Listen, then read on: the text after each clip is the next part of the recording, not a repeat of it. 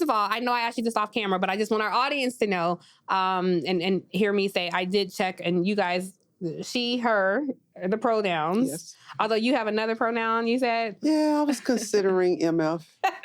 You can say it. We curse on this podcast. Yeah. She told me that was her pronoun. So Yeah, I recently was introduced, and I thought about it when 18 people went ahead of me with these pronouns, and I was like, what if I were just motherfucker?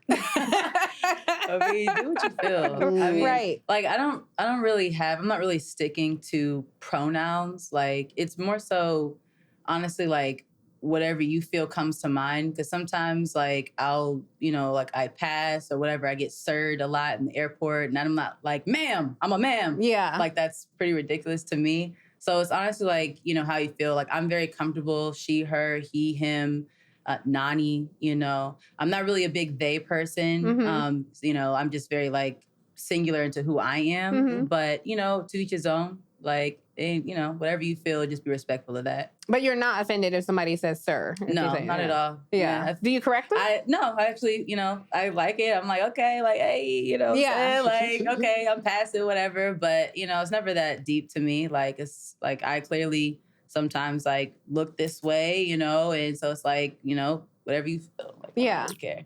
Yeah. And you are not offended. I often tease that I just really learned the alphabets. I ended up liking one person, happened to be a woman. The second person happened to be a woman. Mm-hmm. And so I'm much like Nani in that. Whatever's comfortable for you. Yeah.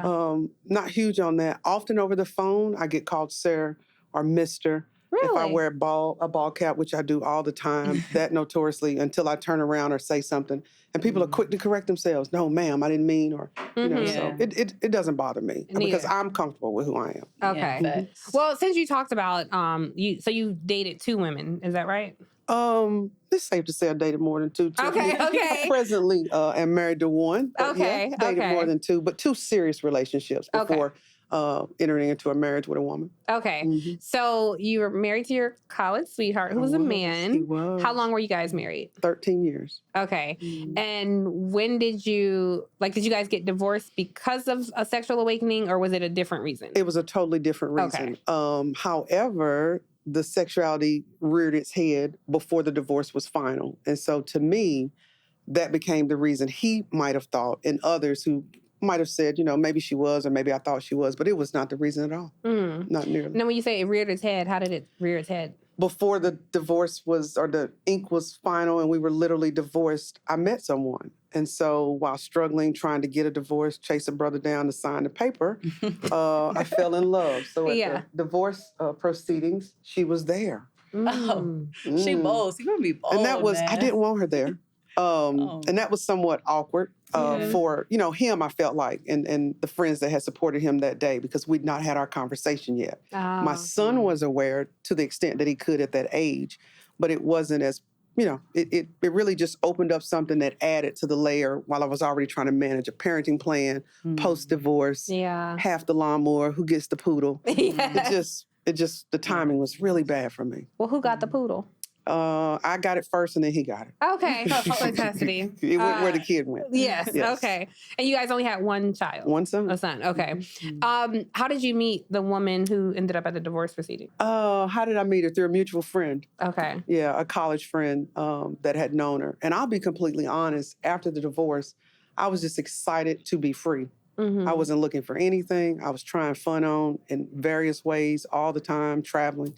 And I honestly feel like I sold my lust that day. I said something to a friend in passing. We were at a fun weekend time, and she introduced me to someone. And it was the first time I thought, I guess I could. I don't know. I was just talking. Yeah. Yeah.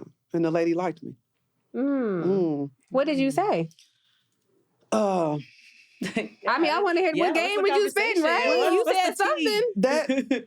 That day in there, I was shown her. She did not know. My friend was like, look, there she is. You think she's cute? No? Like, yeah, not bad. No. What did she say? So once she filled me in on the conversation, about a week later, she ended up in my town.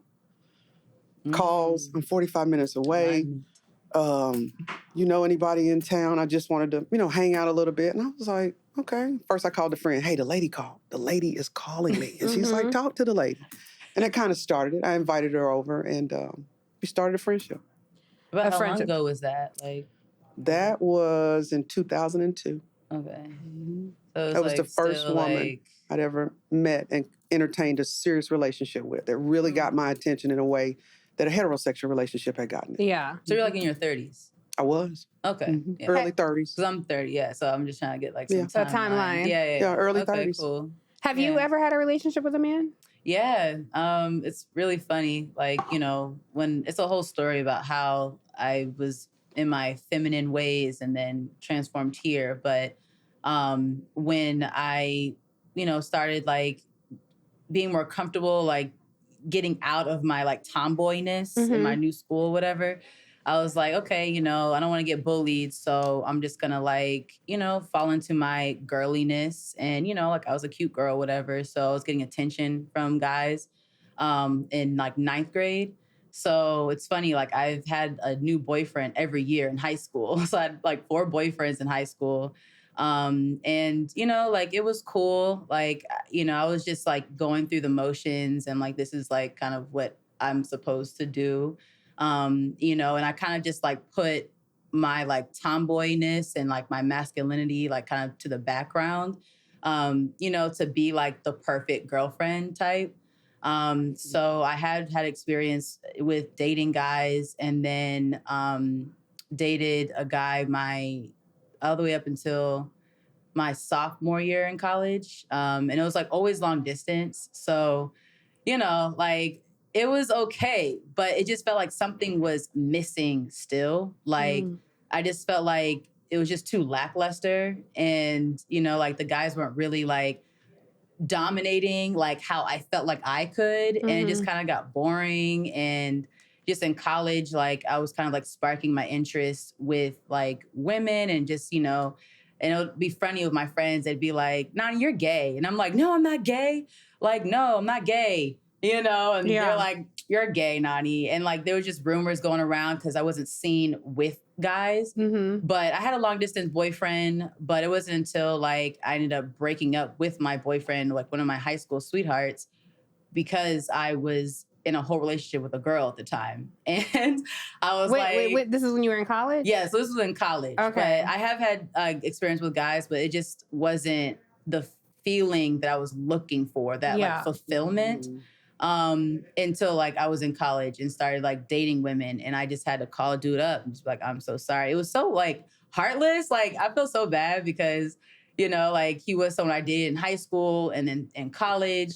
And, he was like a really good friend of mine, like my best friend, but like it just something wasn't there, like sexually, mentally, like it just wasn't really fulfilling me for real. So I had to call him up, and like I said, I was so heartless. I was just like, I'm so sorry, this is not gonna work. And he was like so confused. I never gave him any reason of anything until all of a sudden I popped out like how I look now. And then all of my past boyfriends are like, oh, did you see Nani? Did you see Nani? Like, da-da-da-da. And then I was going by the name Nia. So it's this thing on like TikTok where it's like, what's your stud name? What's your real name? Yeah. Well, yeah, my real name is Nia.